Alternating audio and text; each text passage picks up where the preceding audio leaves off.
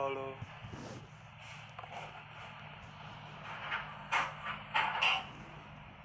Halo, apa kabar semua? Eh, Selamat hari pertama berpuasa bulan Ramadan. Gue Yuki, Direktur Arkipel. Kita memang ini program baru di Arkipel sih, untuk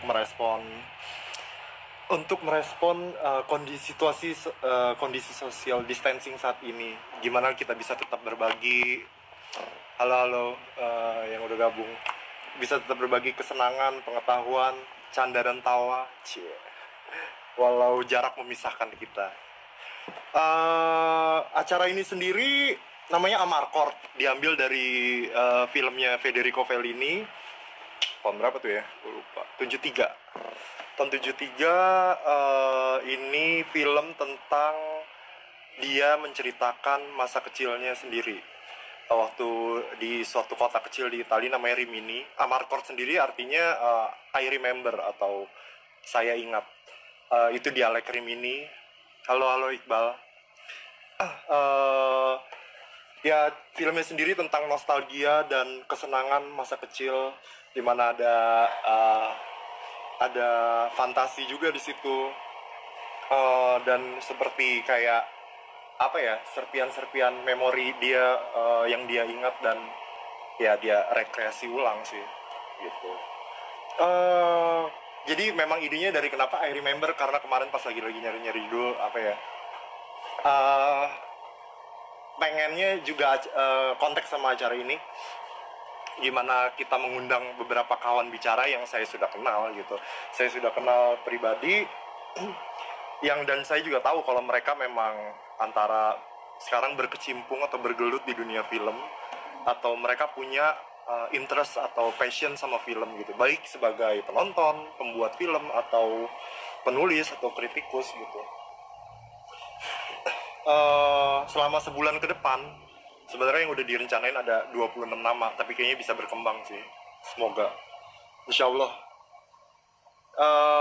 Di sini hari pertama nih, malam pertama, gue akan mengajak kawan gue di Forum Lenteng, Oti Rancajale, Oti Widasari, yang mana nih, udah live belum ya? Tadi kayak udah.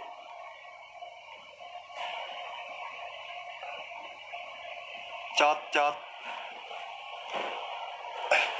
Dan apa sih secara garis besar ya, program ini tentang sinefilia atau kultur menonton atau kultur sinema, perspektif berdasarkan kenapa kedengaran nih, wait, udah view nih, lagi waiting ya.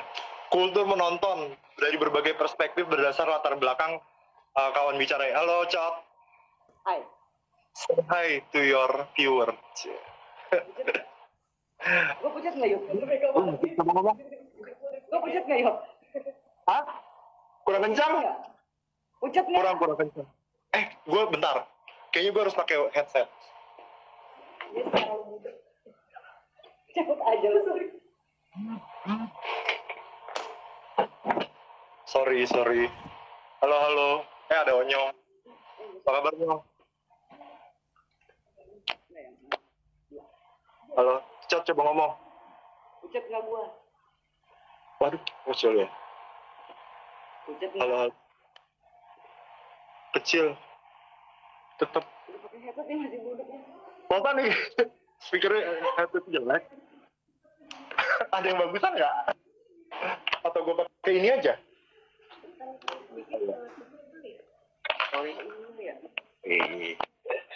Tes apa lagi? Dengar nggak? Ada Ule. Dengar nggak? Yuki dengar nggak? Hai Andra. Coba. Dengar nggak? Lah, malah kedengeran kok. Hah? Malah gue gak kedengeran suara juga. Ya kedengeran. Oh. Lu kerasin. Halo. Dengar nggak? Enggak. Dia udah paling gede. Gue pakai speaker ini deh. Speaker gede. Udah nyalain kan? Halo. Bentar ya.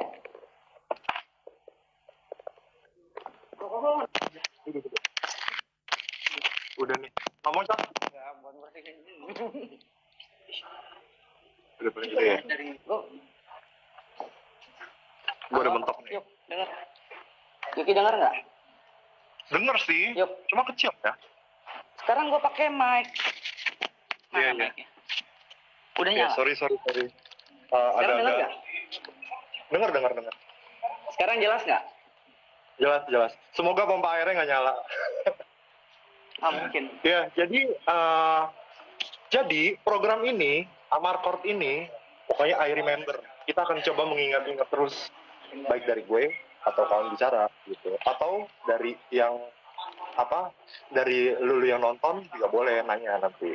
Kalau kawan bicara gue mau jawab, kalau gue sih mau aja.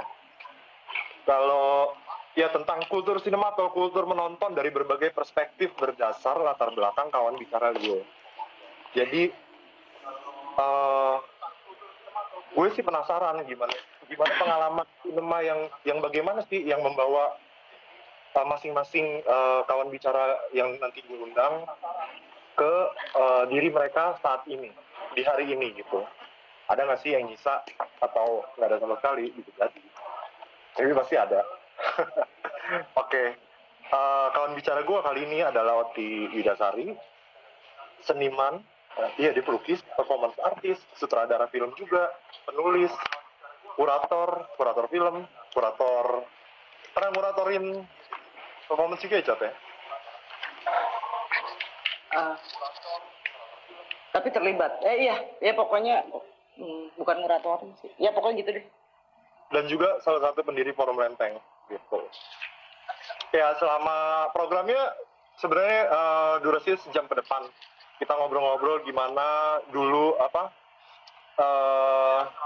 dari pertama mungkin gimana, kan gue sering tuh ngobrol-ngobrol sama Cop itu ya, misalnya kayak tentang lu inget film ini gak sih, lu inget film itu gak sih gitu. Nah dia itu ingetannya tajam banget. Ingatnya tajam banget scene yang spesifik gitu, atau sama film yang spesifik itu misalnya dia udah pernah nonton gitu, dia bisa misalnya inget satu scene itu, dia pasti bisa mendadarnya dengan detail gitu. Jadi dan juga mengundang antusiasme gue lagi untuk nonton ulang atau misalnya gue belum pernah nonton gitu. Nah kalau dari kecil itu waktu kecil itu gimana sih pengalaman atau kesukaan itu munculnya dari mana sih? Dari kecil udah ada apa enggak, atau dari siapa tahu diajak bokap nyokapnya atau gimana, ceritain dikit. Kalau hasrat sama film udah ada apa enggak, gue nggak tahu ya. Secara kan gue tua ya, jadi gue ceritanya jauh banget tuh ke belakang. Saat film masih di bioskop banget. Bioskop tuh lagi, oh ya Amarcord tuh tahun gue lahir. Oh iya. Gue setua Amarcord. Nah, pertama nonton tuh yang paling berkesan buat gue adalah jeda antara ganti satu reel ke reel berikutnya. Kadang-kadang bioskop itu cuma punya satu proyektor. Nah, di jedanya itu adalah waktunya makan es krim.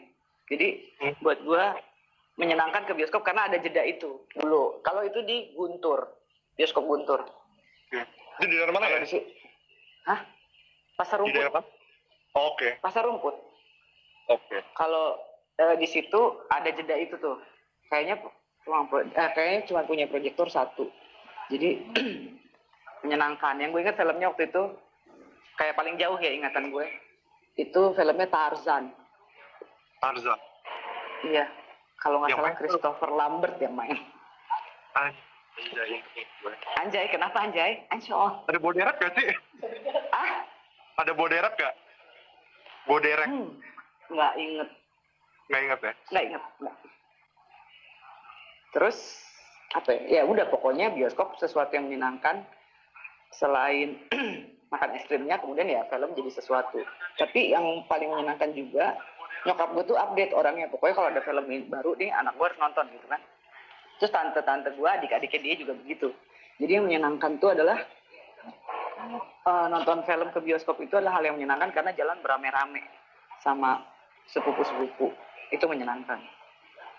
Terus zaman gue kalau sebelum TK itu ke bioskop tuh nontonnya Warkop. Warkop mah komedian. Kenapa dengan film Warkop? Tunggu. Berarti itu agak-agak udah akhir tahun 70-an ya? Ya. Atau awal 80-an ya? Itu Ya. Warkop lagi jaya-jayanya banget loh. Gimana? Nggak, banyak yang gue nggak ngerti, tapi bisa hafal gitu dialognya. Karena industri ya, jadi dia ada franchise, dia pasti bikin kaset, kayak lawakannya apa segala macam, dan itu jadi kayak sesuatu yang kita konsumsi banget. Jadi sampai apa lawakannya dari gua nggak ngerti sampai pas udah agak gede, oh maksudnya tuh begini, oh ini maksudnya ternyata jorok, oh ternyata ini gitulah, ternyata ini kritik gitu, entah kritik pemerintah atau agama bahkan, ya kayak gitulah. Cuman nempel banget sih buat gua. Lawak favorit gua kayaknya Casino deh, maksudnya itu nempel banget.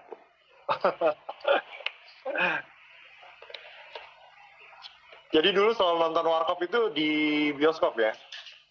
Sampai tahun 80-an pertengahan masih nonton di bioskop Warkop. Kan dia kemudian banyak diputar di TV juga. Pas RCTI itu ada 89 kalau nggak salah. Iya, benar. 89. Itu kan udah banyak muter di TV. Dan itu udah 21. Iya. Maksudnya bioskop tuh udah nggak. Zaman itu pas ada Studio 21 kan nggak muter film Indonesia. Dikuasai monopoli sama distribusi film Hollywood. Iya. Serius nih ngomongnya ya? Enggak sih. Ya Casino masa dibawa serius? Iya sih Casino. Lawakan Casino apa sih biasanya banyak kunciannya nih. Soalnya kalau kita sering karaoke bareng gitu, lagu-lagu Warkop di forum Menteng gitu kan.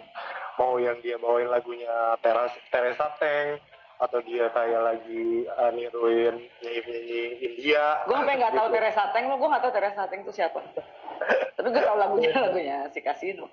Nyanyi apa ya? Taiwan kali ya, atau Cina pokoknya yang terkenal banget tahun 80-an.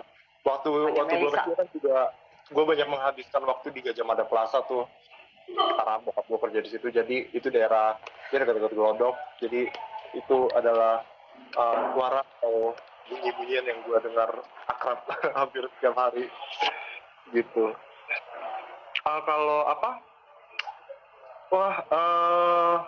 Selalu kalau yang lebih demen nonton itu kalau di rumah lo tuh bokap lo atau nyokap lo? Dua-duanya itu Kakak kayak kakak gue juga kemudian. Tapi kalau nyokap bokap gue itu dua-duanya tuh kayak berbagi kesenangannya tuh di nonton banget. Mereka tuh ninggalin kita masih kecil-kecil di rumah tiap malam. Oh gitu. Kalau ada pembantu ya kita sama pembantu, kalau nggak ada pembantu kita doang. Oh. Karena dia harus ke bioskop, dasar tuh bocah berdua. Terus cara mereka menularkan itu ke lu gimana? Selain karena dibawa terus ke bioskop. Karena dibawa terus. Oke. Karena dibawa terus ke bioskop. Ini masih cerita yang masa kecil ya, belum cerita yang SMA ya? Wow, ya nanti kita kronologis. Oke. Terus. Tapi maksudnya kan tadi lu juga bingung ya, apa kayak misalnya waktu itu belum ngerti, ternyata itu jorok, ternyata itu kritis, atau ternyata dia mengkritisi pemerintah, mengkritisi agama dan lain-lain gitu. Itu ngertinya nanya sama orang tua lo atau ngerti sendiri pas gitu? Ngerti sendiri kayaknya. Ngerti sendiri ya? Ngerti gitu. sendiri. Nah, soalnya biasanya kan kalau anak kecil kayak dulu gue pasti gue sebenarnya nggak banyak juga sih pengalaman waktu kecil itu diajak nonton ke bioskop ya. Karena karena udah ada Betamax dari SD. Gue juga ada, tapi ke bioskop tetap gue juga jadi SD ada Betamax, tapi tetap karena nyokap bokap gue juga kerja. Jadi kayaknya nonton aja di rumah gue sewain. Nyokap bokap gue juga kerja, bokap gue bahkan di luar kota. Yeah. Bokap gue kan bidan ya, pasti kerja lah tiap hari. Cuman itu kayak tradisi gitu loh, itu kan kultur ya. Ke bioskop itu kan zaman itu kan kayak orang harus kemana ya, misalnya ke mall, kayak gitulah. Sebelum bioskop jadi masuk ke mall ya, sebelum jadi one stop, apalah entertain, apalah shopping atau. Pala lu setengah yuk kata Pingkan. Iya sih, soalnya gue harus mendekatkan kuping gue agak-agak ke speakernya. Pala gue juga setengah Ping. Oh iya, terus maksudnya pas habis nonton itu lu atau sampai SMA gitu ya, sering ada diskusi nggak sih setelah diajak nonton bareng itu? Ya ngobrolin ceritanya aja sih. Ngobrolin ceritanya ya. Jadi terakhir gue nonton film-film Indonesia itu udah mulai ada 21 nggak ya itu? Tapi pokoknya udah masih nonton film Indonesia, masih produksi gitu ya. Itu gue inget tuh Naga Bonar. Kelas 6 SD. Kelas 6 SD, 86 kalau nggak salah. Coba deh browsing. Iya. Terus Iya. Yang iya. sama serial itulah Catatan Si Boy. Oke. Itu terakhir. Setelah itu pokoknya filmnya rata-rata Hollywood. Kalau kita ke bioskop filmnya Hollywood. Tapi aneh loh, nyokap gue tuh ngajak gue nonton ke bioskop tuh pernah filmnya tuh dokumenter. Hah? Serius? Iya, dokumenter tentang Afrika. Safari gitu, Afrika yang binatang-binatang gitu yang kayak kita lihat di National Geographic atau apa itu. Kerennya nyokap gue. Iya. Terus gue kenal kata dokumenter pertama dari nyokap. Dia karena film itu? Bukan. Jadi kalau di TV ada film, tapi dia masukin footage yang dokumentasi, dokumentasi perang atau apa gitu yang hitam putih gitu. Dia bilang, oh ini filmnya pakai dokumenter, dia bilang gitu. Maksudnya pakai dokumentasi. Dia nyebutnya begitu. Ini filmnya pakai dokumenter. Itu gue kenal kata dokumenter pertama kali. Di TV sih, misalnya ada film apa, terus dia pakai footage gitu, footage yang film perang atau apa, footage perang atau footage. Nah itu dia bilangnya filmnya pakai dokumenter, dia bilangnya gitu. Berarti dia udah punya ini ya, dia tahu gitu apa ini atau secara pendekatan atau secara apa atau secara genre gitu dia bisa langsung udah paham. Iya, di awang-awang sih, tapi ya kurang lebih ke situ lah. Lalu lanjut sampai SMP SMA gitu, mungkin waktu itu pas dia gitu diajak nonton karena sama teman-teman atau masa-masa pacaran gitu.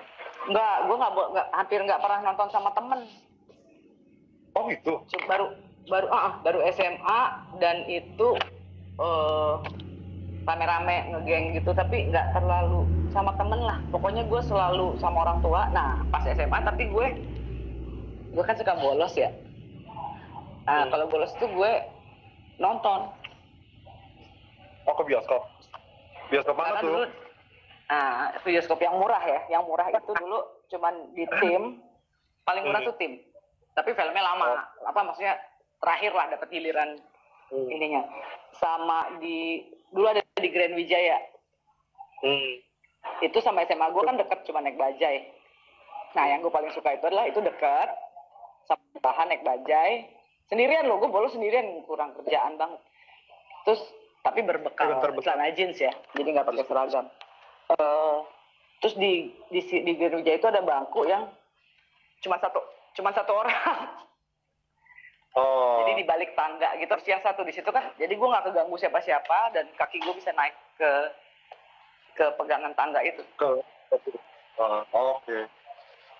Tapi itu udah 21. Sorry tadi agak putus-putus. Dan mulai dari SMP kan udah Hollywood. Iya, filmnya itu udah Studio 21 dan filmnya udah film Hollywood. Putus. Yuki mati. Lo juga? Halo Yuk. Halo Yuki. Yuk. Halo.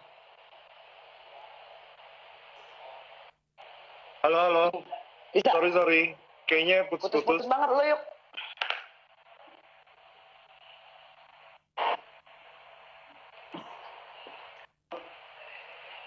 Halo, Cot.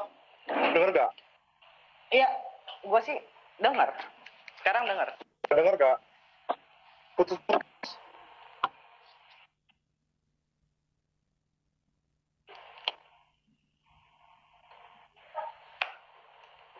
Ya, halo. Halo Yuk. Sorry, putus-putus. Kok gue nggak kenapa-napa ya? Mas sekarang masih putus-putus nggak? Oh. Yang lagi nonton gua doang atau di sana yang Halo, Shopee halo. juga macet ya? Yang lagi nonton komen dong. Lu lihat Iya gua nggak? komen. Soalnya putus-putus banget. Tidak. Halo. Halo, halo. Lu denger gua? Yang macet Yuki katanya. Oh. Kata Didi, Kayaknya bioskop gua Didi nggak ada muka tampang bolos ya. gimana ya? Gue bilangin Sekarang udah lumayan. Gue yang macet. jaringan lo yuk. Iya. Semuanya pada bilang jaringan lo. Jaringan. Ya, orangnya di belakang. Bentar, gue kayak pindah Orangnya di tempat belakang. dulu. Iya, iya, iya. Tolongin dong. Sebelah gua. Bentar ya, gue pindah tempat dulu. Wih, di belakangnya ada karyanya Andang Kelana loh. Enggak, yang speakernya yang dibawa. Ini nggak wifi keluar, gue baik-baik aja tuh. Posisi pindah mas, kata si Walai. Bentar ya, bentar.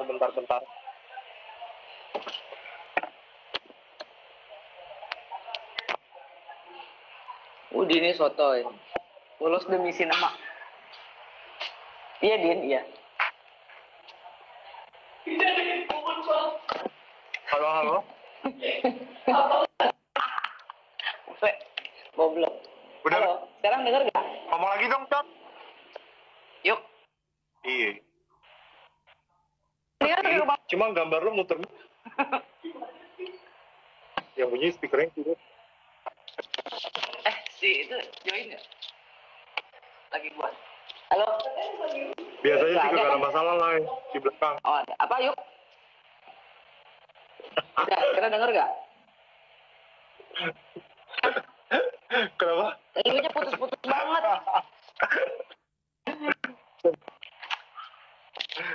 Coba gue ke dalam. Wah, waktunya habis dong.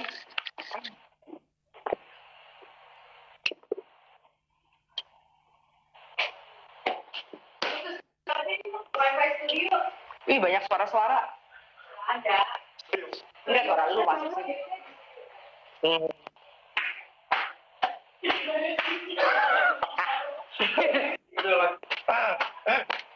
Lu ngomong sih, tetap gambar. Enggak ada apa. Lu masalah apa? Wifi dulu deh nih. Wifi-nya pakai apa sih?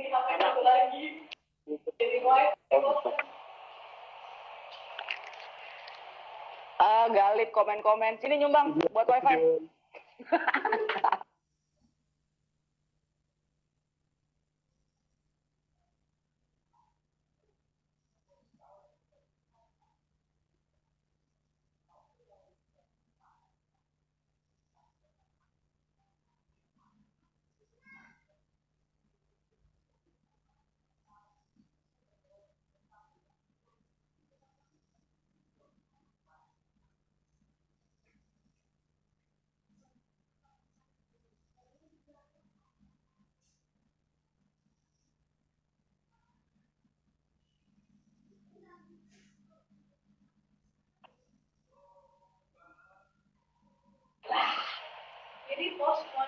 Coba tes ngomong. Yap.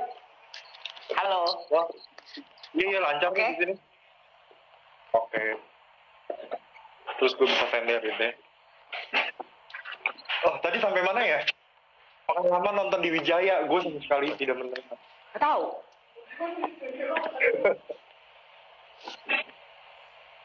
Mana? Iya. Pas lagi tadi lo cerita Lo nggak yang pernah di situ? Wijaya itu, Lu sih. pernah, karena itu ya Lu sih di anak daerah barat, dekat gua dari anak Blok M. selatan. Dan murah di situ. Iya. Apalagi dulu Iya, pas paling- ada zaman Wijaya gue sama tim. ada apa sih nomad nonton hemat biasanya hari apa sih? Jadi kayak Iya, nggak nomad. nyampe 10.000 gitu. Iya. Senin. Iya, Halo, yuk. iya Senin. Nomad hari Halo, Senin. yuk. Terus juga. Ya, Iya, macet iya, gue banget. denger. Serah deh. Denger. Oh, oke. Iya. Dong. Nah, iya. Oke, lanjut. Terus. Satu lagi di tim. Karena kantor nyokap gue di Jalan Jambu. Jadi kalau bokap gue malam jemput nyokap, gue nebeng. Terus dia kan selalu nonton berdua, jadi gue ikut. Oh, terus gue SMA tapi ya Yuk. Kan kalau tiap malam dia suka jalan juga nonton. Tapi kan suka nggak boleh ikut tuh. Terus gue kalau dia udah pada siap-siap dan gitu, gue ngumpet di bangku belakang mall. Kok bisa? Bisa. Nanti kalau udah nyampe ke rumah gue kan di daerah Pasar Minggu ya. Terus kalau udah nyampe kira-kira Pancoran baru gue duduk. Terus dia kaget, spion. Mau nabrak. Tapi karena sering ngumpet begitu, gue suka, karena buru-buru, gue pernah nonton HP nggak pakai sendal, nggak pakai sepatu, nggak pakai sendal, nyeker. Dia tambah marah-marah tuh. Tambah marah-marah bokap gue, tapi ya tetap diajak sih, tetap dibeliin tiket. Terus gue nontonnya nggak pakai sendal, pakai darter, pakai celana rombe-rombe gitu, tau kan lu, celana jeans rombe-rombe, nggak pakai sendal. Pokoknya sering tuh, karena gue ngumpet duluan tapi lupa gitu, nggak ganti baju ke apa. Tapi kocak ya? Ya itu di tim. Di tim. Oh, biasanya kalau ada orang lain di satu ruangan yang sempit gitu, biasanya berasa gitu kayak ada orang gitu. Ini nyokap bokap lo? Kagak berasa. Tiduran di bawah, di belakang. Itu canggih juga lo. Tinggal tiduran doang, diem. Nanti gue duduk baru kelihatan spion. Wah, dia ngamuk-ngamuk terus panjang jalan. Ya itu kan kocak juga, kayak film gitu, tiba-tiba ada gitu. Apa? Dari yang mengejutkan gitu. Terus kalau sampai, nah itu kan tadi SMA tuh, itu SMA ya tadi. Wijaya, zaman Wijaya udah bisa nonton ke Wijaya ya kan, karena SMA lo deket situ juga. Terus lanjut pas lu kan kuliah dulu di ISIP ya awalnya ya. Terus apa? Ada yang ke bawah nggak sih? Yang Universitas ISIP. Ada apa? Yang ke bawah gitu, kesukaan atau yang ditularkan dari nyokap bokap lu waktu itu, sampai lu nyari sendiri, udah sampai nyari sendiri. Oh iyalah pastilah. Gue dapat ngerasain ngeliat orang passionate banget sih sama nonton, itu abang gue. Dia kan orangnya nggak bisa bergaul ya, abang gue tuh. Abang gue tuh kayak nggak bisa bergaul. Dia tuh orangnya di kamar gitu. Terus pokoknya nggak bisa bergaul lah. Nggak suka sama orang kayaknya, dia sukanya sama setan. Tapi dia tuh tiap hari pasti nonton dari masih dia SD, SMP sendirian. Ya, jadi gue ngeliat orang berhasrat itu tuh ngeliatnya abang gue. Terus nanti dia sama gue pasti cerita kan, serunya tuh apa. Ya itu, abang gue. Dan tahu bahwa film tuh hasrat gitu. Kalau dari nyokap bokap kan yang gue tahu, ya tradisi aja. Cari hiburan ya itu gitu. Kalau dari abang gue tuh hasrat sama si filmnya, itu dari abang gue. Dan dia nonton apaan aja. Pokoknya ada film baru, dia langsung tonton. Oke. Lu pernah nonton bareng dia doang nggak? Diajak nonton waktu apa? Kecil iya. Kan gue pernah tinggal di Balikpapan ya, di Kalimantan Timur. Itu kota kelahiran gue, cuman kita langsung pindah, balik lagi sempat karena kerjaan bokap. Itu si abang, si manajer salah satu, nama bioskopnya Antasari, pasti Ule tahu. Bioskop Antasari itu manajernya dulu teman bokap gue, jadi kita suka dapat free pass. Terus kalau ada film baru, tapi nyokap bisa bawa kita nonton atau apa, gue pasti berdua abang gue. Itu kan, misalnya gini, ada Superman 1, 2, 3, 4, 5, itu kan wajib tuh. Ya udah, kita pasti nonton. Terus berdua, terus pasti sebelumnya ke kantornya dulu, nunggu gitu dapat free pass. Nah itu gue selalu nonton sama dia. Tapi gue nggak nonton aja, nggak hasrat sama superhero tuh, atau karena gue cewek banget ya anaknya, jadi nggak demen yang kayak gitu-gituan. Cuman kalau filmnya Jepang dan ninja, itu buat gue menarik. Karena kayak craftsman gitu kan ninja, suka banget gue filmnya Kan gue nggak suka action atau pokoknya yang laki-laki banget itu gue nggak suka. Tapi kalau ninja, kalau Jepang gue suka. Sampai kita dulu punya, ini aktornya lucu nih gitu, suka gitu. Namanya mungkin lo tahu, Hiroyuki Sanada. Atau tahu, dia juga banyak. Sanada. Iya, dia banyak main film-film samurai juga. Iya, udah pokoknya dia lah. Iya. Terus lu juga nonton nggak waktu itu kan lagi ninja-ninjaan. Terus gue jadi ninja, iya. Iya lah, manjat-manjat sampai manjat balkon. Dulu kan juga lagi zamannya film kayak laga yang kayak Bloodsport, Jean-Claude Van Damme gitu-gitu. Itu lu udah SMA kali ya? Iya kan? Oh iya. Iya, Bloodsport macam itu kayak udah SMP. Nggak suka banget lah, gila cowok abis, nggak suka gue. Terus kan pas kuliah gue gedek yang cowok-cowokan. Iya pas kuliah itu ya nonton sama pacar lah. Pas lu kuliah itu zaman film Indonesia lagi jarang banget atau dikit banget ya di bioskop ya. Waktu lu kuliah tuh nggak ada ya. Yang masih produksi waktu itu tahun segituan tuh adalah film yang masih produksi ya, film esek-esek, film kelas B, ada. Tapi itu pun nggak kuat ya mereka, karena jumlah penontonnya kan karena udah dikuasain sama 21, grup 21, jadi film Indonesia tuh nggak kuat, penontonnya nggak ada. Jadi yang masih sempat bertahan tuh mungkin menganggap bahwa itu masih masih ada penonton lah, orang pengen nonton film esek-esek atau horor esek-esek gitu. Kalau lo kenal, jatuh handphonenya.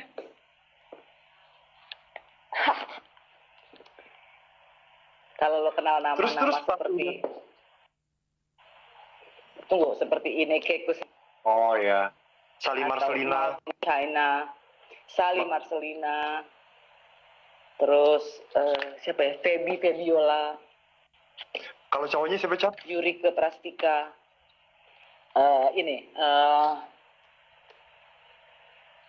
Indra Azhari. Salam bukan? Coba. Rudy Salam enggak. Ini gimana sih handphonenya? Volta help. Siapa ya? Itu tuh Jeffrey Warren tuh, gue ingat. Sempet dia. Ya, tapi kalau dia kan film-film zaman Susana. Iya. Biasanya dia masih berondong banget kan tuh waktu jadi kayak pacarnya Susana. Iya. Jadi Pak Haji. Iya. Aduh, ini gimana sih handphone gue? Dah, bisa. Oke. Mati lagi. Volta help banget. Gimana sih, Vol? Sorry. Ya, pause.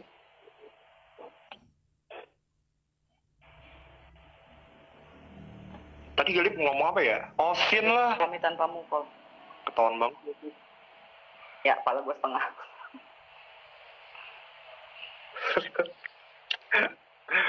Si Galip pasti juga nonton Isaura sama Little Missy.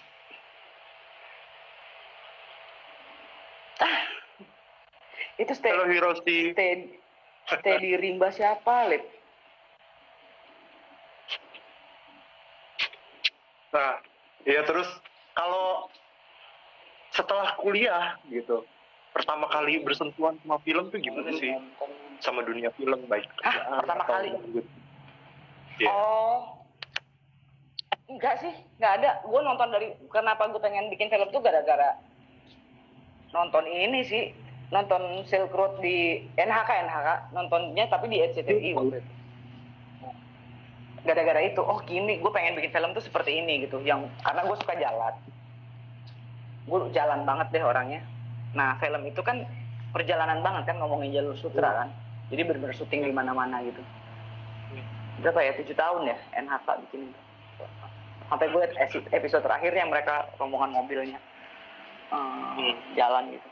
Ya, yang bikin gue pengen bikin film tuh gara-gara lihat Silk Road. Itu sih. Ada kesan. Tapi kan perangkatnya nggak. Iya, karena kesukaan gue itu. Hiroshi siapa nih? Hiroshi Tsunairi. Hiroshi yang waktu itu filmnya masuk kompetisi Iya, di tahu. Archipel. Iya, gue tahu Hiroshi. Hai Hiroshi. Ayo lanjut. Ya, nah terus, itu kan itu yang film yang lu bikin lo jadi pengen bikin film. Nah kesempatan Ya, itu pertama kan kali serial datangnya ya, serial dokumenter. Iya, serial. Gue masih inget tuh waktu gue kecil juga Silk Road, cuma kayaknya agak paham amat, cuma gue kayaknya nonton beberapa gitu. Gue inget ada kayak gurun-gurun gitu deh. Hai Hiroshi, gue suka film Kak NHK. Gue inget tuh musiknya, gue nggak suka sih sama musiknya. Kitaro, aduh gue nggak suka sih. Oh, Kitaro. Ini apaan sih Hiroshi? Please watch my film. My new film. Yeah. We are in the middle of the selection process, Hiroshi. Sabar dong. Receive your film submission received perfectly.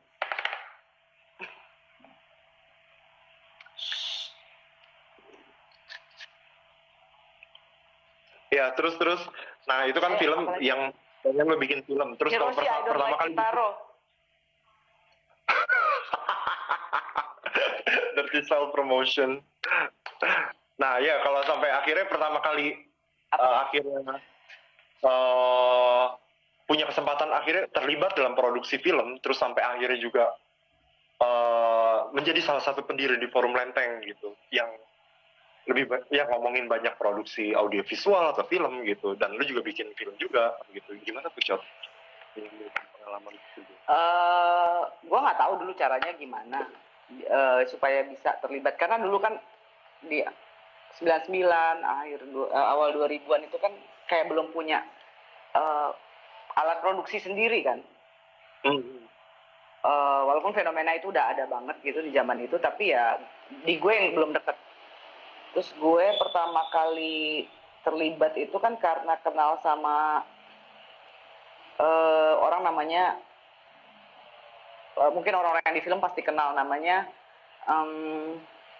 anjing Kitaro musisi salah bantal, galit gila. Apa namanya? Gue kenal sama Adrianto Sinaga. Oh, oke. Dia ngajak gue di produksinya dia.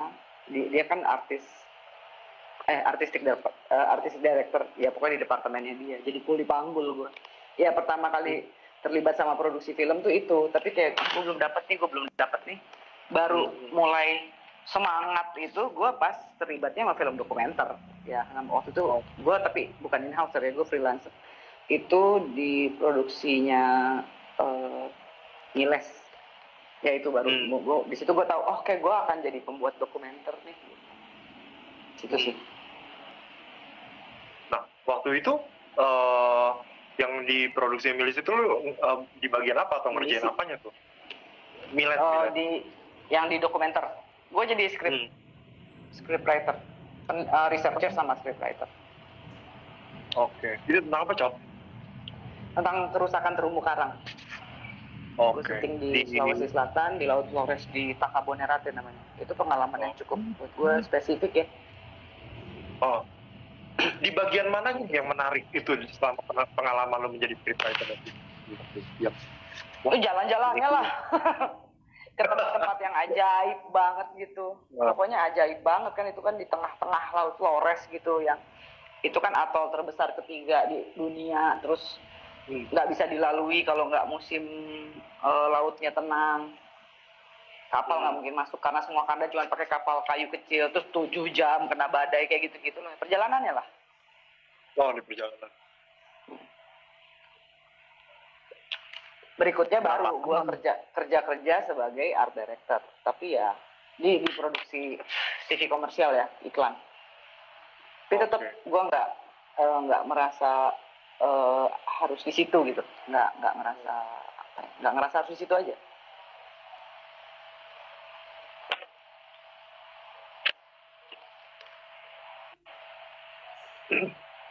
Nah, terus apa? Kita juga sering jadi apa kayak 2 hari lalu gitu, gue juga kayak pernah ngobrolin gitu sama Coki tentang dia kayak pernah baca buku tentang art direction gitu, dari beberapa pengalaman art director. Karena gue kerja di situ, jadi gue baca buku itu. Nah iya tuh, itu banyak cerita-cerita yang menarik yang lu waktu itu pernah bilang, misalnya kayak ada apa sih art directornya yang biasa kerja buat Ingmar Bergman, terus dia dia dia waktu itu kerja Anas. bareng sama Andre Tarkovsky. Nah iya, apa? Oke. Terus kan kok gue lupa ya? Buku itu gue dipinjemin sama temen gue, salah satu ada ya gue pikir terbaik kali ya. Gue salah apa enggak ya, maaf ini kalau salah. Di Indonesia ya, selain Anto tadi salah satu guru gue, salah satunya namanya Menfo Tantono. Dia minjemin gue buku itu karena ya gue harus belajar lah tentang itu. Terus yang beberapa art director, jadi bukunya tuh contoh-contoh beberapa nama art director dan contoh pekerjaan yang dijelasin spesifiknya gitulah, jadi menarik lah. Terus ada beberapa art director yang cukup bikin gue kisahnya ya, bukan kerjanya hebat banget gitu, bukan, tapi kisahnya tuh menarik gitu. Seperti misalnya Ana Asp. Ana Asp itu kan muridnya Bergman lah, kayak dia kayak ngasih siapa di filmnya Bergman. Kemudian project yang buat dia berkesan itu, kemudian dia membantu waktu Tarkovsky di keluar dari negaranya, di band lah ya sama Rusia. Dia sempat tinggal di Swedia kan. Terus bikin film Sacrifice kalau nggak salah ya. Ya benar. Yang di Swedia, Sacrifice. Itu dia jadi art directornya si Ana Asp itu. Tapi kan nama Tarkovsky udah besar ya, jadi dan dia art director muda gitu. Dia bilang wah gimana nih, serem gitu. Tapi pokoknya gue kerja sama seorang sutradara yang besar gitu. Terus di film Sacrifice itu kan dia harus membangun set rumah gitu. Dan waktu rumahnya jadi, si Ana Asp itu baru nyadarin bahwa secara skala dia agak salah nih. Rumahnya tuh jadi nggak proporsional gitu, kayak atapnya terlalu rendah. Jadi orang kalau masuk situ kayak kebesaran orangnya gitu. Pokoknya secara skala dia salah. Terus dia bilang sama Tarkovsky-nya dengan takut lah ya, Pak, rumahnya kayak kekecilan deh, salah deh. Terus Tarkovsky menenangkan dengan bilang bahwa nggak apa-apa, kan ada kamera kan punya perspektif, apa bisa terlihat seperti ini. Wah lega kan. Oh, oke, berarti oke. Kan ini film, kata dia, bisa dibikin supaya nggak terlihat itu rumahnya kekecilan gitu. Terus dia udah lega tuh, kemudian kan di akhir film kan dibakar kan, ada adegan kebakaran kan, rumahnya dibakar. Setelah satu kali take kebakaran itu, ternyata Tarkovsky bilang, kebakarannya jelek nih, ulang dong bikin rumah lagi. Buat gue, wah itu pasti kan tarik-tarikan urat ya sama produser ya, soal biaya dan lo harus bangun lagi. Wah itu buat gue cerita itu sesuatu. Terus siapa lagi ya yang gue tertarik? Ya ada yang dari Prancis, tapi biasa aja sih. Cuman menariknya adalah itu namanya gue lupa ada. Cuman filmnya Luc Besson ya, Leon the Professional. Leon the Professional. Kan ceritanya kan agak-agak gangster mafia New York. Tapi yang lucunya film itu full cuman dibikin di Paris, nggak ada di New York sedikit pun. Jadi semua set luar ruangan itu dibikin gitu. Seperti misalnya kalau di dalam ruangan ada set belakangnya, latar belakangnya kota New York itu, ya kalau nggak foto ya digambar gitu. Dan itu sangat memperkecil budget ternyata. Banget lah. Lo nggak pindah ke Amerika, tapi dia konyol juga orang Perancis bikin film tentang New York. Tapi kan lumayan ya filmnya menarik. Ya itu salah satunya. Cuman itu bukan sesuatu yang kisah yang paling wow buat gue. Siapa lagi ada tuh di situ? Siapa ya, lo ingat gak sih yang gue cerita? Yang mana? Yang Besson? Kubrick ya. Kubrick. Oh iya, yang dia bikin Enggak, biasanya. Yang lainnya ada direkturnya. Ya kalau Kubrick itu orangnya persisi. Belum lo buat set gitu, per-10-nya misalnya. Pokoknya ukurannya persisi banget. Kalau enggak lo nggak boleh bikin bangunannya gitu, setnya. Kalau enggak nanti nggak bener, baru lo blow up jadi gede gitu. Itu sangat persisi banget. Nah itu berat karena dia orangnya sangat cerewet gitu. Ternyata market itu koleksi sama Kubrick kan, seperti apa sih namanya, labirin yang di film Shining, terus apa lagi ya, Clockwork Orange, si kafe itu ya, kafe Moloko. Moloko ya. Pokolek. Itu juga. Terus apa lagi ya yang dikoleksi sama dia? Banyak lah. Nah itu waktu dia mati kan sama istrinya dipanggil. Kalau si Galip tuh nyamber Dogville filmnya Lars von Trier yang von Trier. Siapa ya? Alah itu mah bikin lapangan badminton, Lip. Udah nggak usah dibahas. Enggak, dia bikin ini lapangan taplak. Lapangan apa? Main taplak. Lu inget gak sih yang lempar-lempar apa sih? Terus kita lompat-lompat itu. Oh iya. Udah. Halo. Nggak kedengeran tapi gambar lo gerak sih. Lu denger gue nggak? Juga bikin market. Oh iya. Sekarang udah bikin market agak. Paket apa tuh? Gue juga market. Paket hemat. Lol. Si anjing cengin orang. Jadi terus kalau ngomongin tadi apa si Galip kan nyamber tuh. Si Galip nyamber Dogville von Trier ya. Dia juga dia kan si von Trier itu kan banyak bikin film ceritanya tentang mengkritisi Amerika gitu, tapi dia sendiri nggak pernah ke Amerika gitu kan. Wah, lebay itu. Iya, jadi selalu film dia karena handheld. Iya, terus dia jadi selalu syuting di Eropa, ya Denmark terutama.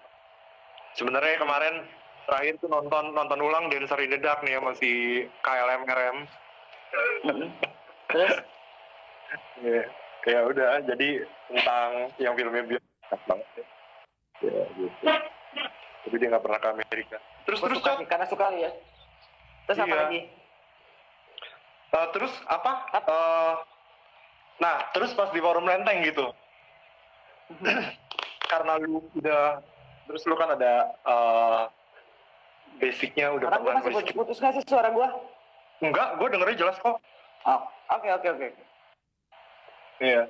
Nah, terus pas udah di forum Lenteng gitu, apa gitu dokumenter yang kan berarti waktu itu lu bikinnya bareng Miles, berarti lu kerja buat suatu production house gitu. Berarti apa nih yang sekarang lu turunin di Forland yang bisa terserah gue yang... kalau di Forland kan terserah gue. Yang enak kan bikin sendiri itu kan begitu. Karena maksudnya tadi kan bisa juga apa maksudnya lu sebagai scriptwriter sama researcher gitu di film yang kita Kabonera kayak gitu. Biasanya kan orang kalau orang tuh kalau dengar dokumenter ada scriptwriternya gitu. Maksudnya kalau orang yang tahu yang misalnya taunya dokumenter itu bentuknya yang kayak di TV yang di National Geographic gitu. Walaupun itu juga pasti ada skripnya ya gitu. Nah terus kalau pendekatan lo kalau sebagai pembuat dokumenter sendiri gimana, berangkat dari mana dulu? Jadi terlalu serius ya? Tapi kan ya.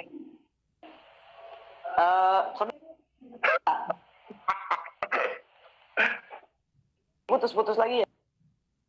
Enggak, gue dengar suara lo jelas kok. Aman ya Mel? Oke. Kalau di Forland, gue ya benar-benar bisa numpahin ide yang terus kolaborasi sama anak-anak, semuanya nyumbang ide. Mana ada kan kalau lo bikin seperti itu kan pasti ada jajaran ada jajaran yang menentukan kan. Kalau pas kita bikin sendiri lembaga seperti ini kan itu benar-benar kita bisa kolaborasi yang benar-benar semuanya nuangin ide. Kita kan memulainya kan dengan 9 dokumenter tentang Karpa itu kan Mushroom Project. Kita mencoba bahasa eksperimentasi dengan bahasa baru. Jadi itu lebih bekerja dengan hasrat lah. Terus produksi gue kan nggak terlalu banyak kayak yang pribadi ya, tapi gue ngerasa bener ada di dunia itu karena gue ngejalanin program Aku Masak. Itu kan bener-bener nge-explore lokasi, nge-explore kefaktualan sebuah isu gitu, dieksplor dengan gimana kamera berbicara, gimana keberadaan teknologi media sekarang. ya jadi gue merasa benar ada di dalam dunia yang gue pengen itu karena terus mengeksplor program ini, Aku Masa Ini, pemikiran tentang Aku Masa Ini, itu sih. Oke. Nah, terus kalau dari dan hidup kan bagi gue kan ya emang dokumenter aja. Yeah. Long live. Yeah. Kalau ada film yang lu suka banget nih ya? Dia faktual tapi dia bisa kita bingkai. Nah, kalau balik lagi nih ke favorit nih misalnya kayak film yang lu suka banget, yang lu harap kalau itu lu yang buat, ada nggak? Harap gue yang buat ya? Iya. Kan kocak tuh. Wah, coba gue yang waktu itu yang buat. Gue harap gue yang membuat. Berarti kalau coba gue buat, gue masih ngerasa itu nggak perfect dong. Nah, ya itu dia pertanyaan berikutnya. Apa yang bakal lo perbaikin dengan cara lo?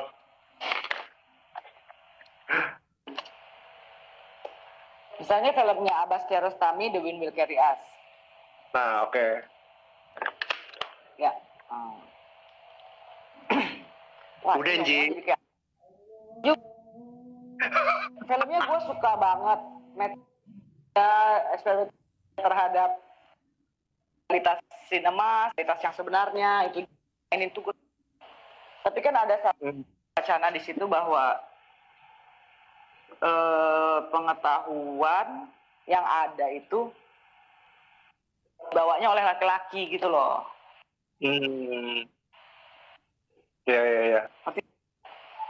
Oh ya. Itu sih paling yang gue kritik di situ. Kenapa itu? Padahal secara sejarah kita tahu bahwa yang nemuin misalnya metode pertanian itu bagaimana karena dia di rumah gitu, bukan berburu atau bukan keluar. Yang nemuin sutra gitu, gimana menernak ulat sutra dan jadi sesuatu yang wah jadi polit gitu kan, sutra kan sampai ada jalur besar kan perempuan di Cina. Iya, harus bahwa si anak perempuan itu dikasih itu bahwa dibawakan puisi dari kota ke desa gitu, dan puisi dibawa itu dari zaman Iran sekuler modern ke Iran yang kemudian jadi sangat tradisional lagi gitu. Nggak ada sih perempuannya, Faruk Faruzat itu yang punya puisi, tapi dibawa oleh laki-laki pakai mesin modern nih gitu. Ya itu doang sih, itu bisa bikin, nggak masalah, itu nggak ada masalah buat gue kan nggak ada masalah gitu-gituan, tapi bisa dibikin lebih cakep lah. Kayaknya di situ dia agak buru-buru ya bikinnya gitu. Bagian adegan di dalam gua itu waktu dia minta, maksud gue ya. Oh, yang dia bacain puisinya Faruk Faruzat ya? Oh iya. Iya, sambil nunggu si ceweknya memerah susu sapi.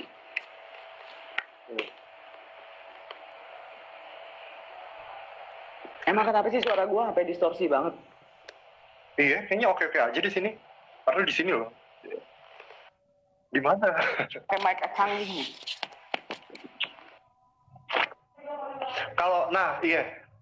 Apa sih kemarin kalau balik lagi ke kenapa? Wah, gua nih sekarang putus. Pada denger gak kalau gua? Yuk, kata Volta 5 menit lagi yuk. Cepet amat ya. Belum tahu. Ya Allah, line produsernya udah ngingetin. Iya. Oh iya, berarti terakhir kali ya. Kira-kira sinyal nih. Oh, kan apa sih tentang Amarcord sendiri lu udah nonton ya filmnya Fellini itu ya? Udah. Ya, kemarin gue suka Fellini. Iya, kemarin kita ngomong apa sih, kemarin lu sempat ngasih tau kalau ternyata lu pernah baca di buku itu ada art directornya Fellini juga kan? Ah iya, Dante Ferretti ya. Iya, kemarin lu sempat mention itu kalau dia make perahu kapal. Kapal di film Satirikon duluan apa Amarcord duluan ya? Amarcord duluan, yang kapal yang gede banget itu kan? Bikin yang dikabut. Itu kapal itu dipakai lagi di Satirikon. Ya dia di buku yang gue baca itu si Dante Ferretti itu cerita tentang kapal itu sih. Maksudnya ini gila juga nih saudara, gue disuruh bikin kapal segede gini gitu. Tapi ternyata di film lainnya dipakai lagi sih. Iya. Terus ya, kemudian dia si Dante Ferretti itu kemudian jadi art director dan production designer besar di Amerika lah ya. Film-filmnya kayak film-filmnya Scorsese gitu-gitu dia. Iya. Ya gitulah. Karena gue yang paling gue inget sih dari kapal yang di Amarcord itu ya, yang pas lagi ada kabut-kabut itu kan. Terus laki gue nyuruh perpanjang 30 menit. Terus gue nggak sahur gitu. Ya nggak apa-apa. Gue inget tuh di Amarcord. Ya kan apa ada kapal yang gede itu terus agak-agak berkabut atau bersalju ya. Terus pas kayak pandangannya agak-agak lebih clear, lebih jernih ya. Terus tiba-tiba ada burung merak gitu yang warna-warni. Kan agak-agak puisi. Apa ya? Puitis ya. Puitis. Sebenarnya juga konteks juga sih ngomongin makin nama Amarkornya aja. Gue konteks-konteksin aja. Nyambungin. Apa sih kan filmnya tentang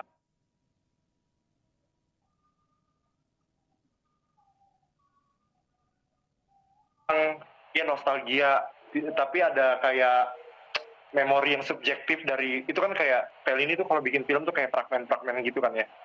Kayak ada beberapa cerita-cerita yang kadang nggak nyambung amat sama scene yang sebelumnya, scene berikutnya gitu. Tapi itu kayak fragmen yang pas sudah lu tonton secara itu ya utuh gitu tentang ini gitu, ada perspektif besarnya. Di situ ada memori subjektif dari beberapa subjeknya, terus juga ada ya sebenarnya kayak sinema sih, memori subjektif terus tapi ada juga mimpi kolektif gitu. Ya gue suka banget sama Fellini, gue cinta Fellini. Gitu. Nah maksudnya kalau di program ini kayaknya gue juga maksudnya ada ide juga, misalnya ngundang misalnya siapa gitu, misalnya janjian nonton apa lagi yuk, rewatch film apa lagi, terus kita obrolin di situ gitu. Atau yuk apa kan mau disambung yuk. Iya kalau disambung abis gue ngambil nasi ya. Oh ya udah kita pause ya, maksudnya kita sudahi dulu, nanti kita sambung lagi setelah makan sahur dikit gitu ya. Berapa menit Cok? Ngambil nasi 5 menit. 5 menit. Oh ya udah, berarti matiin dulu kali ya. Iya. Ya udah deh. Oke. 5 menit. Dadah. Ciluk Mbak. Dadah.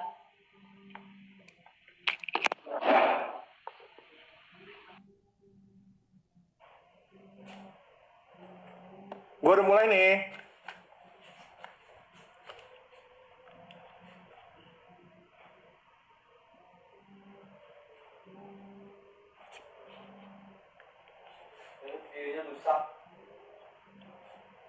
Apa?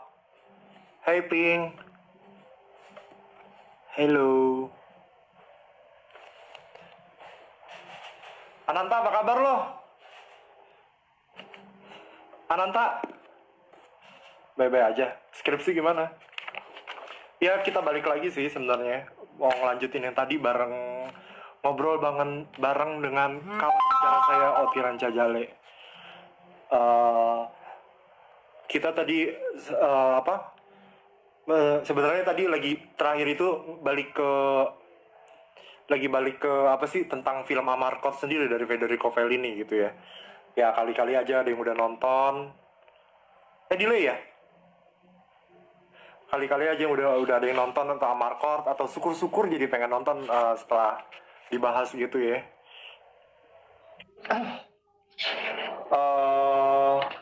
Ya filmnya tentang memori subjektif dan mimpi kolektif gitu. Ceritanya gue makan ya. Iya, sambil makan nggak apa-apa. Tadi kayaknya kita diminta untuk lanjut 30 menitan lagi karena tadi keputus-putus gitu. Terus apa? Tadi gue mau nanya apa ya? Oh iya, sebenarnya juga kalau ada yang mau nanya dari yang nonton boleh, atau misalnya untuk menambah apa gitu, ditambah Mas Udin, misalnya apa untuk konten, misalnya kita ngebahas apa gitu, misalnya kayak kali aja ada masukan atau lo pengen denger apa gitu, atau bisa jadi ke kawan bicara gue gitu, yang tadi dia omongin gitu, ada yang mau ditanya kali-kali.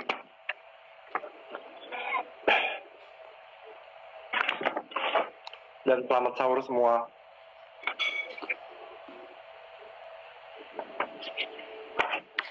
Gue denger rahang gue ngunyah masa? Siapa?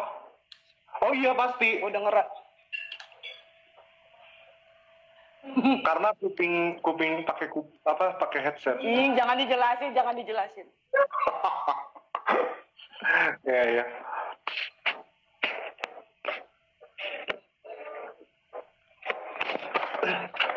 Kalau lu sendiri gitu ya, yang biasanya bikin sekarang ini nah gue demen nih nonton film yang ini, yang kayak gini nih, kayak gitu. Apalagi sekarang kan lu juga menjadi ketua selektor dari Archipel ya, untuk international competition gitu kan. Sebenarnya ya pengen lebih nanya apa ya, gimana memisahkan antara selera dengan pilihan yang lebih objektif gitu. Kan lu juga maksudnya ada apa, lu basisnya adalah lu nonton film dan udah nonton film dari kecil gitu. Gimana tuh sekarang ngelihat film gitu dalam posisi sebagai ketua selektor Archipel? Gimana ya, pertanyaannya susah banget ya. Ya, objektif aja, yang subjektif itu sedikit gue orangnya. Oke. Nah, ya itu mah kesadaran aja kali. Terus kan udah ngomongin ini apa nih Pingkan nih, terima kasih sudah menanyakan, nggak jawab ah. Nah, dia kayak masih dalam posisi kamu kayaknya. Gimana ya? Ada yang suka tapi kayaknya ya. Ya kan kalau lu udah objektif kan lu bisa menilai film ini bagus atau enggak gitu loh, secara montase bla bla bla bla.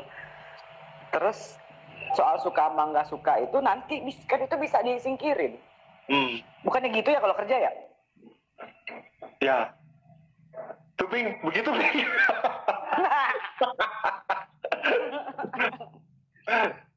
Selektor in training. Ini masakan suami gue enak dah. Oke, itu apa sih? Buncis, oke. Oh, sama campur masakan Volta. Apa? Oh, masakan Volta. Iya. Itu Cot, ada yang nanya, Panji, film yang lu suka tapi menurut lu nggak bagus-bagus amat, nggak bagus. Ini juga pertanyaannya sebenarnya agak bisa jadi dalam sih, Ji. Bisa jadi juga gue nggak mau jawab.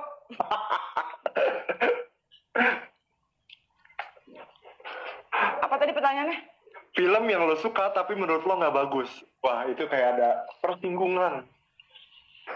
Kalau mau Arkop lah, secara film kan biasa-biasa aja. Tapi gue sukanya suka banget. Iya. Secara montase apa kan enggak, tapi gue suka banget.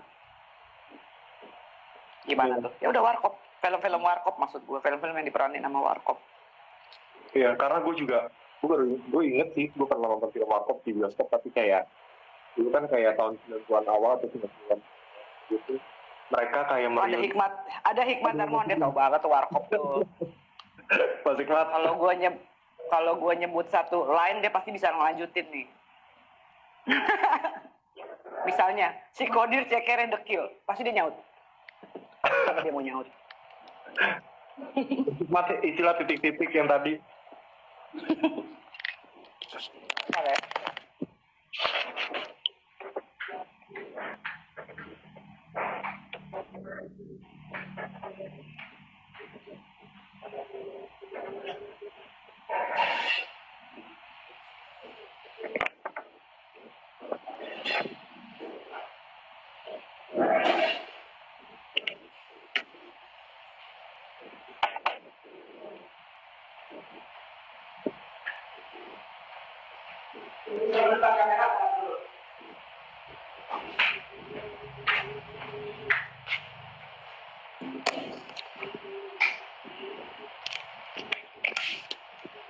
Tapi ngomongin Warkop ya. Gue sempat ngeliat Wono pas lagi kuliah di FISIP. Kalau nggak salah dia jadi dosen deh waktu itu ya. Karena dia kan dari sosiologi, terus gue ya akhirnya pas kuliah juga tahu kalau Kasino ternyata adalah anak FISIP UI juga. Jadi gue Cie, juga gak tahu yang sih. satu jurusan sama kasino. Sama Randy Bragi, anjir. Itu siapa ya? Randy Bragi. Bragri. Oh, Yuki bangga ya? Ih bangga. Enggak sih. Ih. Satu lagi Kang Fauzi. Iya. Gak tahu harus manggil ketemu gimana aja. Nah, lu pernah ketemu Kasino nggak, Cop? Udah. Nggak pernah. Nggak pernah. Oh. Nggak pernah.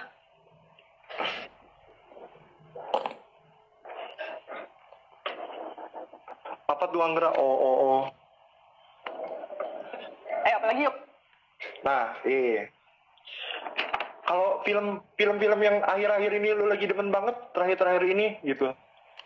Selain dari film Archipel ya, yang lagi di... Oh, gue serba lupa ya. Kayak gue mabok nih jadi selektor.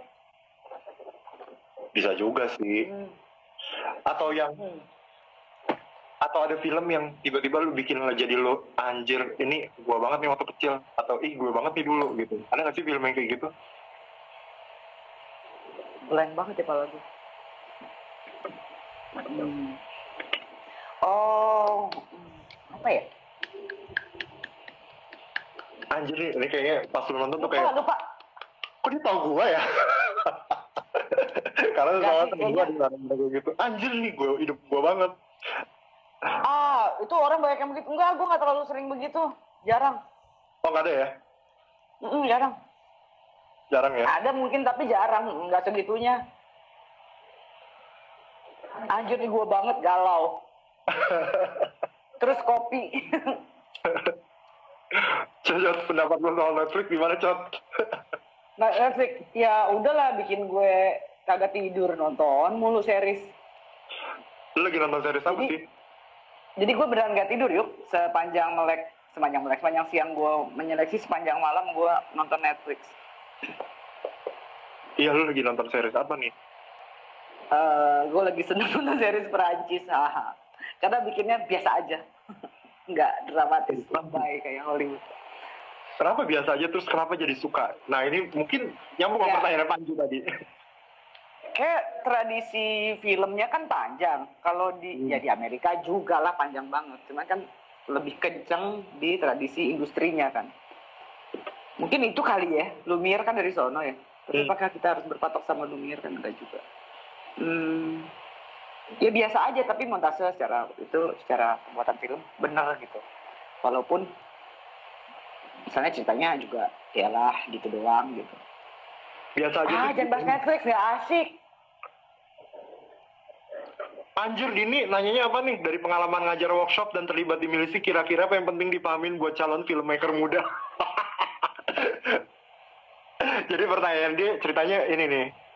Mungkin dia pengen mengutip lo misalnya nanti dia tahun depan masih jadi direktur UI Film Festival gitu. Jadi semacam kayak ujangan pasti lagi opening festival filmnya. Kayak gue bukan narasumber yang baik nih. Semua pertanyaannya males gitu gue jawabnya. Tunggu, si Jini, apa yang penting dipahami? Baca buku aja dulu yang banyak. Lu pada cuma gini doang apa? Kerjanya niru tapi nggak berimajinasi gitu. Tuh, Din. Parah lo semua. Tuh, Din, lu ngomong itu, Din, nanti pas opening UI Film Festival.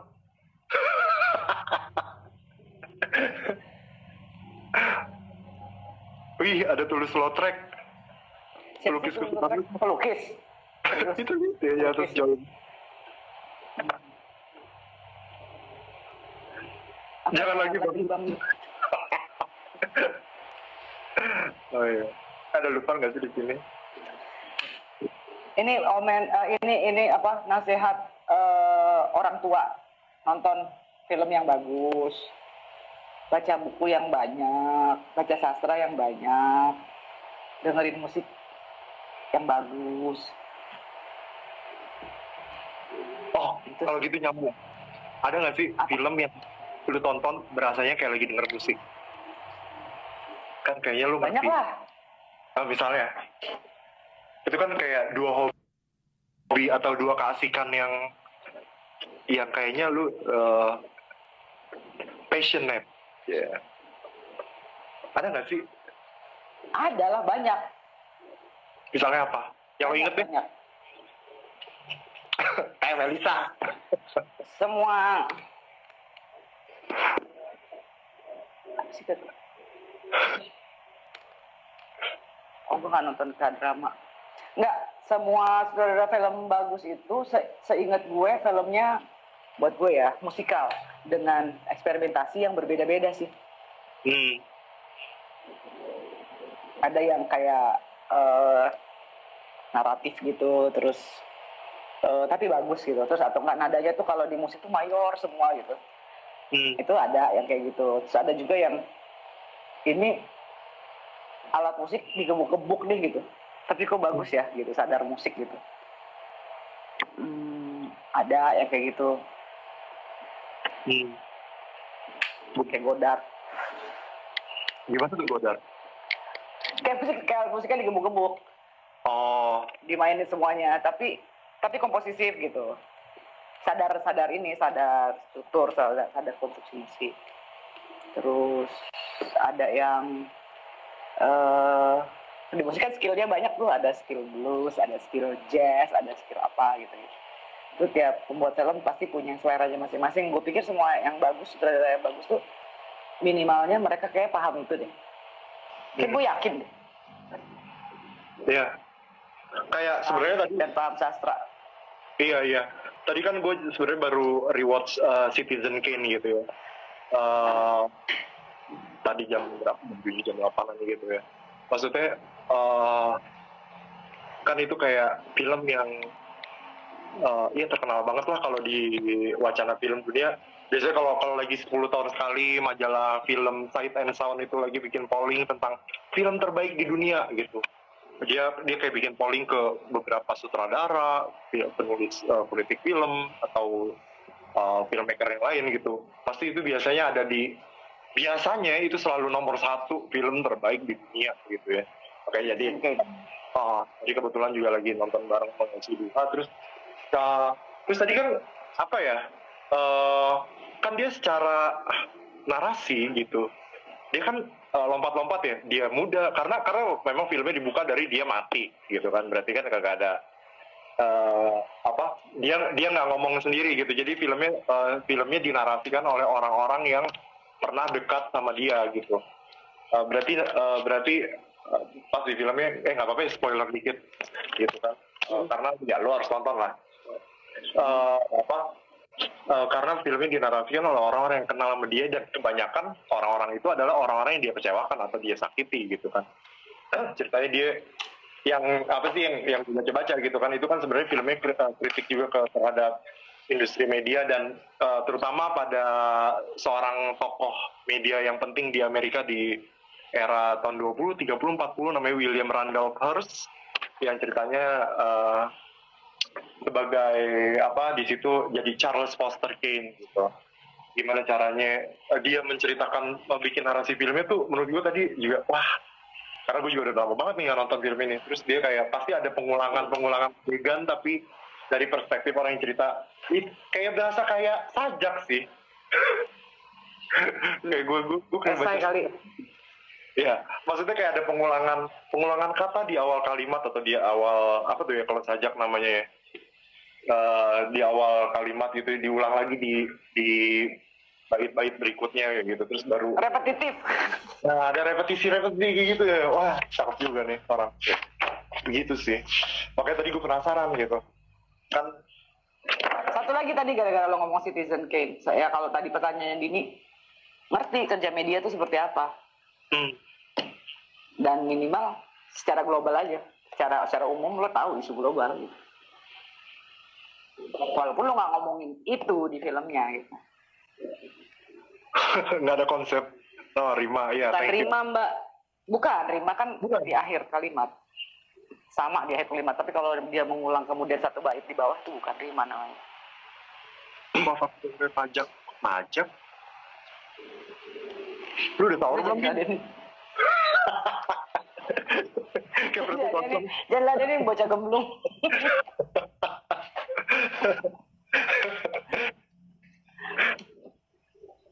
Terus apalagi yuk? Iya, film yang gue suka, yang subjektif biasanya gue suka tuh biasanya memang dia ngandung unsur sastranya tinggi, seperti dia seperti puisi seperti lo bilang, atau dia seperti prosa, atau dia seperti esai gitu. Seperti lagi nulis esai, jadi punya kesadaran konstruksi itu gitu. Gue biasanya yang gue suka secara subjektif itu. Dan belakangan gue baru ngeh yang paling penting itu kekuatan penulisan sih ternyata ya. Atau karena itu minat gue gitu, jadi minat gue nulis, gue penulis. Tapi jadi ngeh bahwa oh ini kuat karena ditulis dengan baik gitu. Oh berarti gue ingat sekarang film apa yang gue sempat di ini nih. Three Billboards ya, film Hollywood. Oke. Yang Ebbing apa sih? Yang minggu gue nonton. Ebbing. Outside Ebbing, Missouri ya.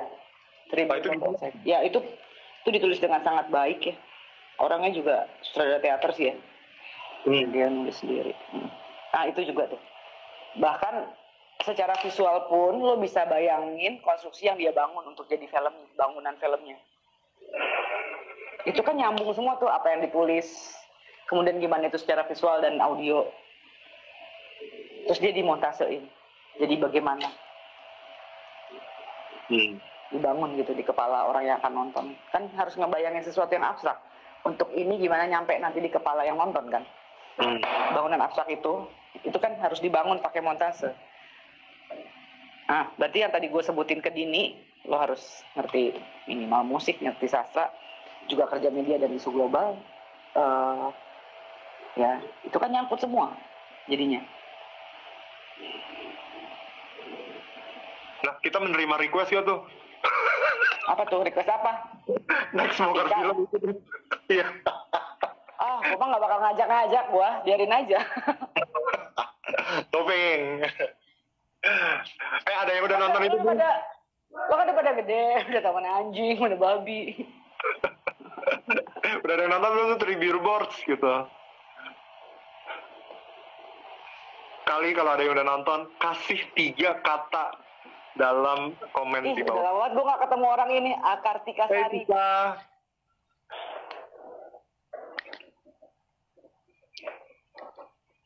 Filmnya jadi tervisualkan ya Mbak? Kalau filmnya nggak visual tuh namanya musik kayaknya. Jawaban bagus lah ya.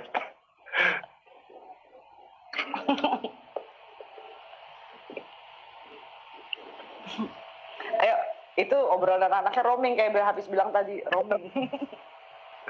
Iya. Apalagi yuk? Wah, kayak film favorit lo yuk. Wah. Yang lo merasa itu diri lo. Itu juga pertanyaan. Kan, nanya-nanya apa susah kan? Ya kan, tugas gue mengajak kawan berbicara. Bilang nih, ini harusnya gue yang bikin nih gitu apa? Ya lo ngobrol sama gue kan tukang nanya. Gue apa ya? Kayak yang sering dedak bisa sih gue. Tapi lo merasa lo pengen lo yang bikin? Iya. Karena gue pengen dekat. Jadi kenapa?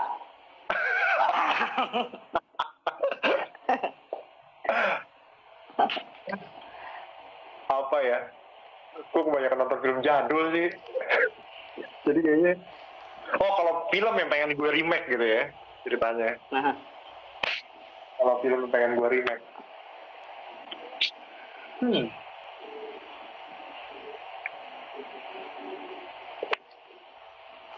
Siapa lo manggut-manggut? Gue juga bingung ternyata. Gak enak kan? Susah ternyata pertanyaannya. Aduh, gerah.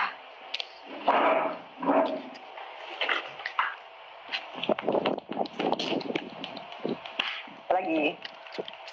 Ya, kalau ya, maksudnya bukan film yang pengen gue remake, mungkin kalau ada film yang pengen gue bikin kayak gitu juga gitu. Ya, sebenarnya kayak Amartok gitu sih. Sebenarnya kan ya kayak gitu, yang Apa sih lu gimana caranya? Kan misalnya kayak Fellini gitu tuh dia bikinnya, misalnya dia umurnya udah 50-an gitu. Berarti kan eh, dia coba merekonstruksi apa sih yang diingat dari masa kecilnya waktu itu. Terus itu gimana caranya Emang dia tua lu yuk. punya responnya lagi dia sekarang gitu. Kan berarti ada dia coba ngelihat dia kayak gimana sih, ngapain aja terus lagi karena kan selalu ini ya, yang kocaknya sih di film-film media tuh ada pengalaman-pengalaman sensual yang gitu yang dibagi waktu tentang kecilnya ya. Kayak misalnya di film itu yang rasanya sensual gitu, seksi gitu. Ya itu lu mesti tonton. Ji langsung Ji gitu. Oh, ada lagi film yang cukup sempat berkesan banget buat gue itu Satan Tango. Bukan, satu lagi. Sultan Togo ya, tapi Turin Horse. Turin Horse. Belatar. Iya, habis kenapa emang kipas? Nih. Kenapa tuh sama Turin Horse? Menarik buat gue gimana dia mengeksplorasi gerak kamera. Jadi kata dia bilang, kalau nggak salah dia bilang, gue bikin film kan kisah orang-orang, kisah cerita-cerita tuh udah ada dari zaman dulu gitu. Itu aja. Tapi gue bikin tentang orang-orangnya itu. Nah dia membaginya dalam shotnya dia yang selalu satu take panjang banget. Dan dia bilang apa bedanya sebenarnya? Karena itu sebetulnya juga kumpulan dari long shot, medium shot, close up, objek-objek, orang-orang, dialog dan sebagainya itu dalam satu take itu bisa gitu. Kayak dengan kameranya itu. Buat gue itu wow gitu. Wow, keren ya. Sebenarnya ada yang kocak sih. Ada temen gue ceritain. Ada temen gue orang Jepang cerita gitu kan. Dia cerita katanya Bellatar itu di Jepang ngetop banget. Katanya pas lagi Turin Horse dirilis itu kan filmnya kayak tahun 2000 berapa ya, 2011 ya, 2010. Pas dia rilis 2011. Itu meledaknya box office-nya sama kayak tahun segitu tuh apa sih, apa Twilight kali ya, Twilight bukan sih tahun 2011. Seri apa sih kayak trilogi Twilight yang lagi membludak yang nonton, yang benar-benar box office. Makanya pas waktu itu kan gue nah itu temen gue yang orang Jepang juga bilang gitu, emang orang Jepang aneh-aneh, itu yang nonton ngantri tiketnya box office Turin Horse gitu. Kocak sih. Dan kan gue pertama bingung ya, mereka ngomongnya apa sih, iya saya suka Beratar, kan Beratar putus pada denger gak sih? Halo, denger gak? Yuk. Ya, sekarang baru kedengeran. Iya. Oh jadi waktu itu mereka nyebutnya ada kami suka Beratar. Kan gue bingung ya, siapa ya Beratar? Terus menit lagi.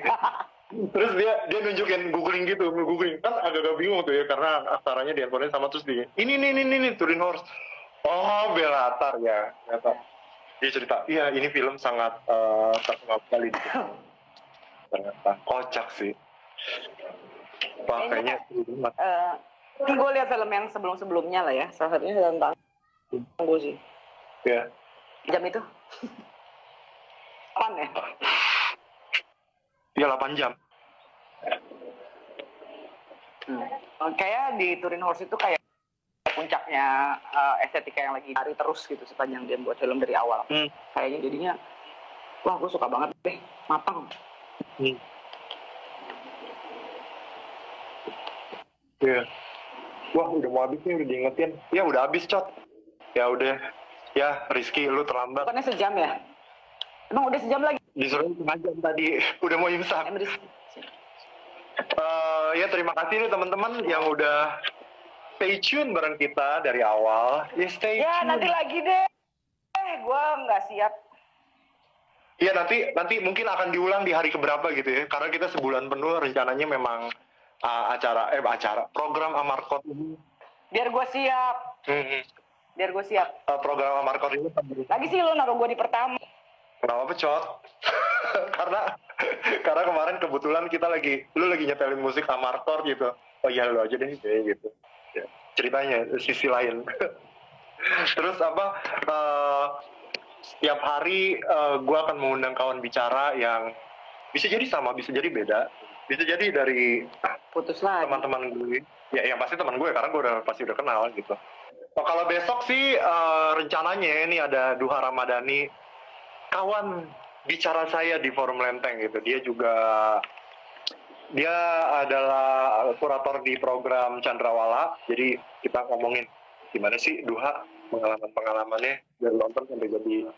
Nah, maksudnya dia dapat apa aja sih selama menjadi kurator Chandrawala atau di pengalaman dia yang dulu kayak gitu-gitu. Besok jam 3 subuh lagi gitu. Besok ini lagi ya. Nonton lagi ya. Makasih ya teman-teman. Ya, dadah.